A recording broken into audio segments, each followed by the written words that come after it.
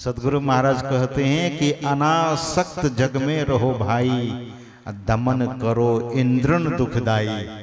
अनासक्त, संसार में आसक्ति ही मनुष्य को बार बार 84 लाख योनि में ले जाता है।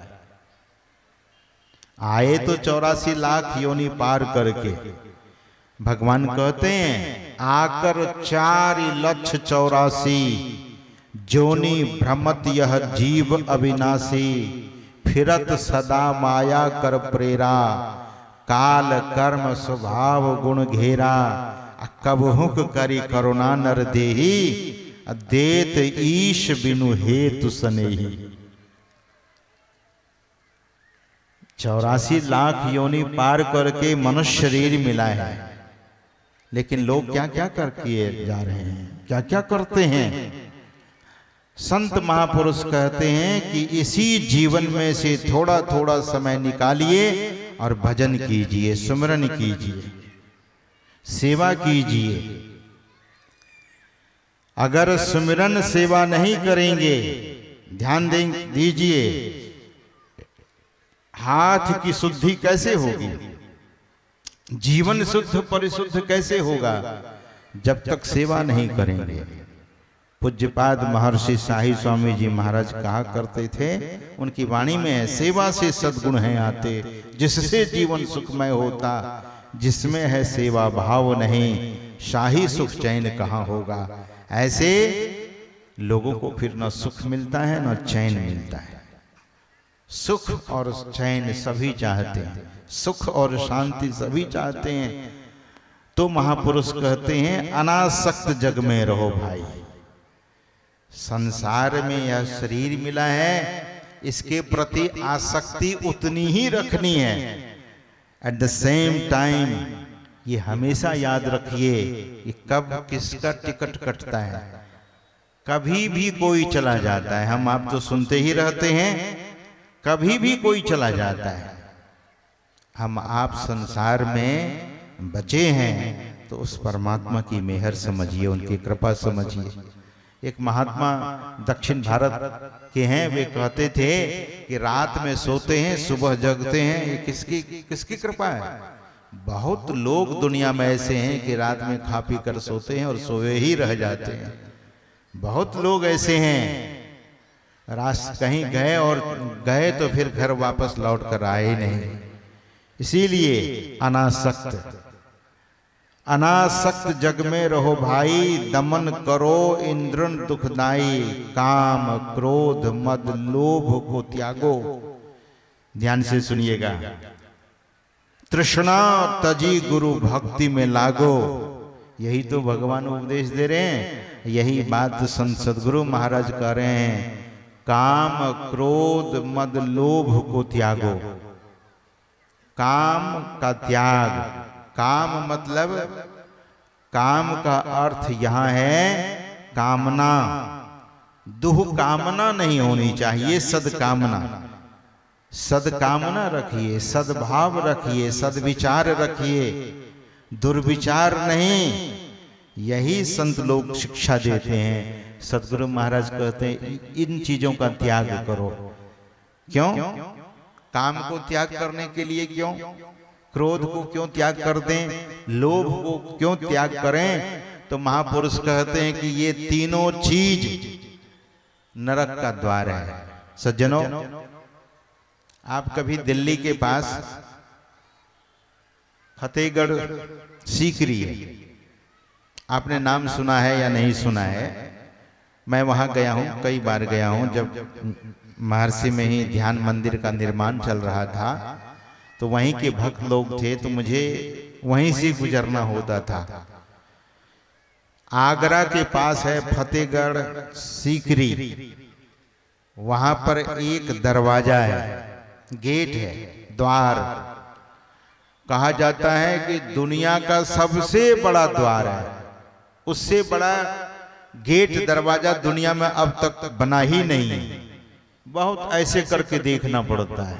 द्वार है, उस द्वार को देखने के लिए यूरोप से, अमेरिका से, कनाडा से, ऑस्ट्रेलिया से लोग आते हैं उस द्वार को देखने के लिए। उस गेट को देखने के लिए।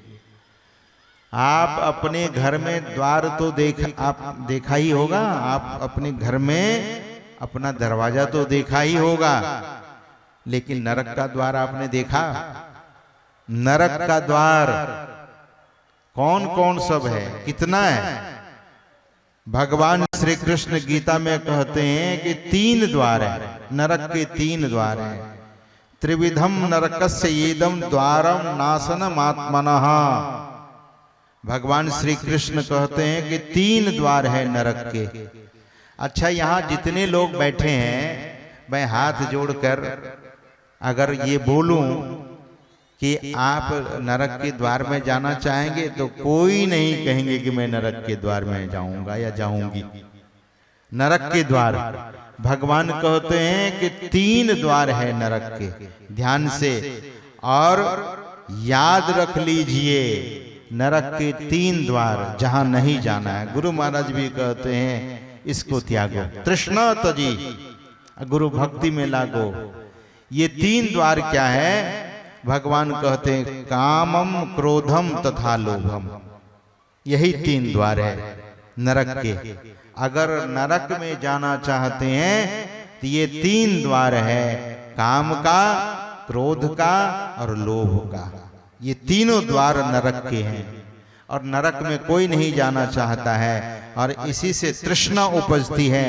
सदगुरु महाराज कहते हैं कि इतनी तृष्णा देगी, लोग अशांत हो जाता है, दुखी हो जाता है। ये क्या है?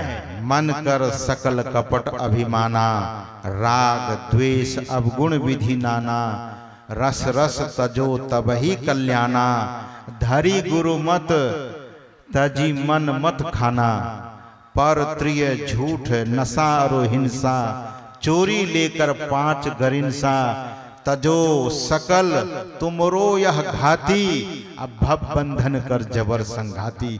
ये बहुत बड़ा बंधन है, इसीलिए इन सबों का त्याग। और गुरु महाराज कहते हैं नित्य सत्संगति करो बनाई, अंतर बाहर 2 विधि भाई, धर्म कथा बाहर सत्संगा, अंतर सत्संग ध्यान अभंगा, नैनन मूंद ध्यान को साधन, करो होई दृढ़ बैठ सुखासन, मानस जाप नाम गुरु केरा, मानस रूप ध्यान उन्हीं केरा, यह अवलंब ध्यान कछ होई, पुनः दृष्टि बल कीजे सोई। ध्यान कैसे होगा? नैनन मूंदी ध्यान को साधन, ये कैसे होगा? जब तक गुरु के पास नहीं जाएंगे।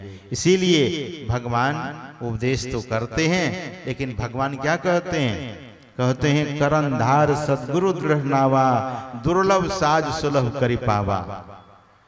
ये करंधार सदगुरु की शरण में जाने के लिए, जोन तरई भव सागर, नर समाज अस्पाय, अशोकृत निंदक मंद मति, आत्म हन गति जाए। इसीलिए महापुरुष कहते हैं कि यह अवसर है, जोन तरई भव सागर। भव सागर पार करने के लिए मनुष्य शरीर एक अवसर है, मनुष्य जीवन एक अवसर है। इसका लाभ लेना चाहिए। गुरु की शरण में हम सबों को जाना चाहिए, गुरु भक्ति करनी चाहिए, परमात्मा की भक्ति करनी चाहिए। यही सार है भगवान श्री राम का कहने का, यही भाव है। और यही सभी संतों ने कहा कि हम आप अपने जीवन को पूर्ण संत सदगुरु के चरण शरण में ले जाएं।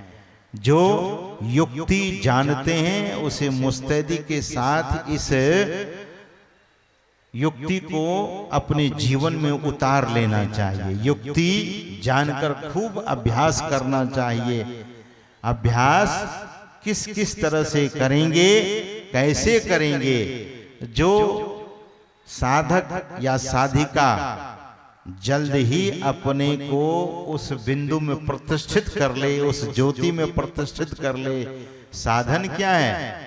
साधन शरीर है और युक्ति गुरु की युक्ति है। सत सरल युक्ति पासना, और पास है तो क्या। युक्ति में सत्यता होनी चाहिए और सरलता, सत सरल युक्ति। सदगुरु महाराज कहते हैं अगर पास में नहीं है तो फिर और कुछ नहीं है। योग शरीर में रहते हैं, योग हृदय में वासना तन वास है तो क्या। इस शरीर में रहना बड़ी बात नहीं है सज्जनों, योग हृदय में, योग हृदय में जाने के लिए सदयुक्ति की जरूरत है। हम आप लोग सदयुक्ति जाने और जो जान चुके हैं वे अपने जीवन में उतारे, इसी में जीवन का कल्याण होगा। इन्हीं शब्दों के साथ आज के इस सत्संग में अपनी वाणी को यहीं पर विराम। कल दोनों समय का जो सत्संग है उसमें आकर भाग लेकर जीवन को धन्य और सफल करें। आगे की सूचना मंच संचालक महोदय।